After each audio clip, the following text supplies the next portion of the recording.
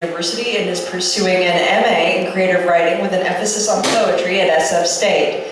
Torres writes to understand how Spanish colonialism and American imperialism have impacted with the post-1965 immigration experiences of his parents and his life as a suburbanized Filipino American. He pursues to write poems of resistance and humanization, to discover untold narratives, and is guided by what Audre Lorde calls the transformation of silence into language and action. In addition to his studies, he is teaching apprentice and site coordinator with Piney Educational Partnerships. Torres.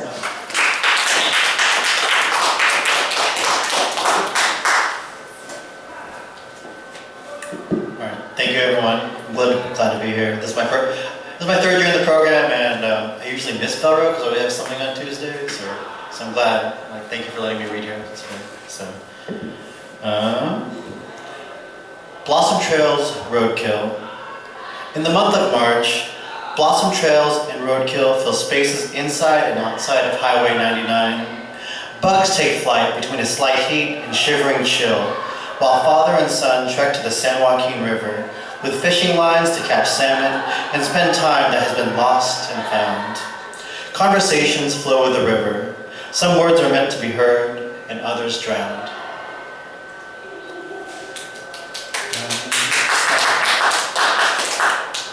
So for this next piece, I remember it was maybe 2006 or maybe 2007. I was trying to write a short story, my first short story ever. It was kind of daunting in City College, and I went to go visit an aunt that passed away, and so I don't know. It was just it was just weird. I haven't really had anyone that close pass away to me, so to visit at a funeral alone, I don't know. It was just a different experience.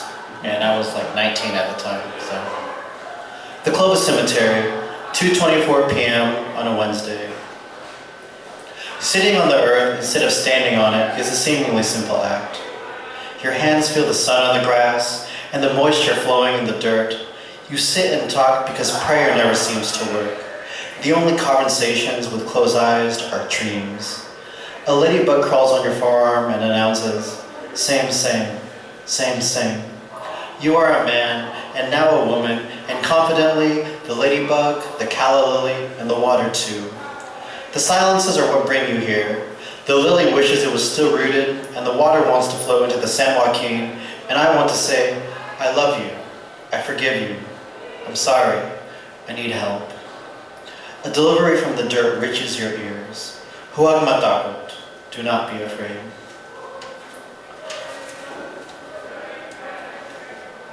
So I'm in the process of creating my thesis, and I feel that's so daunting, and so I'm starting to, I don't know, think of order, and so there's different little mini poems, quote unquote, that I'm dispersing throughout the thesis. So here's one of them.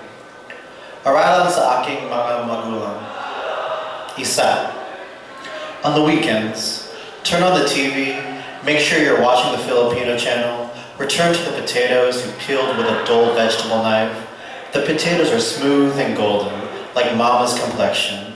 Remember to heat the cooking oil in your wok so the potatoes are fried in a quick, crisp sizzle. Place the potatoes in frying oil for approximately 15 minutes. Stir potatoes with the sturdy wooden spoon gifted to you when you moved out of the house. Salt and pepper to childhood tastes. Eat and make a place for remembering in your heart. Rice stains that don't belong to me. And this piece, when I first moved here to San Francisco, I had no idea what the hell I was doing. I got on Craigslist, and my parents said, you just get your own room, because they're overprotective, and I paid for the most expensive room ever. It was $850 here in Park Merced, and I didn't know better, I don't know. And so I had roommates, and it was a weird situation, because it was the first time people ever lived in a living room. And it was also my first time having roommates outside of my family, so yeah, that's weird. I don't know if you have roommates, but having roommates is just I think it's a great experience, but also frustrating and at the same time. So, rice stains that don't belong to me. I found my silver rice pot in the wire rack near the kitchen sink, and it was dirty. My mouth opened as my forehead and eyes wrinkled. After further inspection, I noticed my roommate's brown rice left in the cooker since Tuesday night stained the pot. I tried to find the lid near the kitchen sink, and it was gone. I checked the cupboard where I placed my cooker, and it wasn't there. I looked in another cupboard and found the lid glued with dried milky froth. Who the hell puts a dirty dish back in the cupboard? This is my rice cooker, a gift from my parents, a symbol of my home where I grew up. Someone disrespected the rice cooker.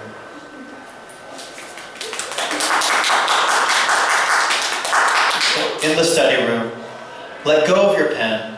Uncheck your to-do list. Stop turning the pages because this is the now you're not appreciating. Study yourself to discover the warm and fuzzy sensation impregnating your body to nod your head, bend your knees, and sway your hips. Who cares about feeling the rhythm because I can't dance, but I move and I groove. In this moment, it doesn't matter if you're wearing Uggs or Fugs. Did you wash the dishes? Did you feed the dog? Did you? The only thing I'm worried about is the end of this song, because before we jived as one, we were strangers. And when the music changes, so does the dance.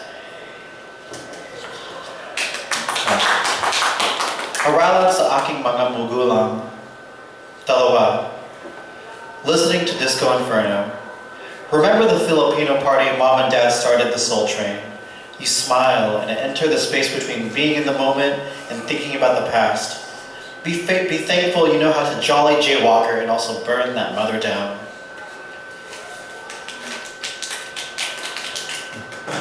Do the foothills talk about things that matter?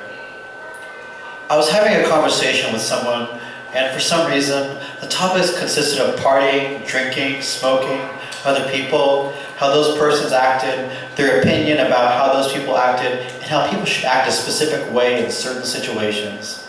I became frustrated with this one-sided exchange because at the time, I wanted someone to have a meaningful conversation with me, something to tug my heart, whether it was a happy feeling or sad feeling, or that feeling of, I've gone through that, or even something I couldn't relate to, but I was listening anyway. Those are the moments I cherish, where people can share a part of them and get reassurance from a listening ear and know that they're not alone. Aralan sa aking mga magulang. Tatlo. Phone calls with dad. Laugh to yourself. His broken English is still broken. Tally the number of times he uses catchphrases. Is that right? And would you believe? Take time to realize that he still thinks you get drunk every night, and take care and be safe is loaded with the suggestion that you should drink less or not at all. Temper your annoyance. Remember, before you got drunk, he got drunk too. And this piece, like September, and it was like a month filled with death. And for some reason, I feel it's behind you right here. I caught it. And so I was talking with a friend. I'll just read my poem. I don't have to capitalize it. So catching up. We were sitting in the cafe, and my refilled Americano steamed in the pause of our conversation. My inner voice urged me to have the courage. I have a question for you. How have you been doing since your dad passed away? Do you still think about him? Our eye contact remained the same, and my childhood friend told me he thinks about his dad through the everyday motions of his life. Would he agree with me to move away and start my sales career? Would he be interested in these headphones too? Would he appreciate the new car I just bought? Why do you ask, he said. I just wonder because whenever I think of you, I think about him too.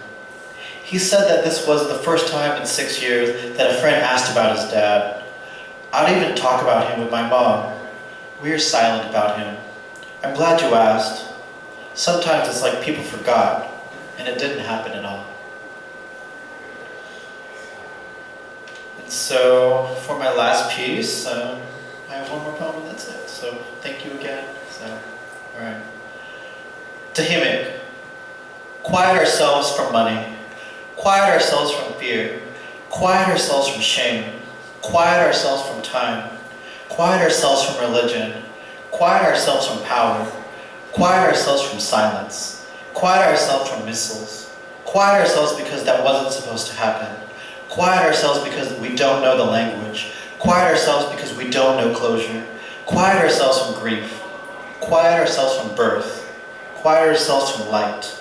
Quiet ourselves from love. Quiet ourselves from touch. Quiet ourselves from water. Quiet ourselves from intent. Quiet ourselves from focus. Quiet ourselves from relief. Quiet ourselves from release. Thank you.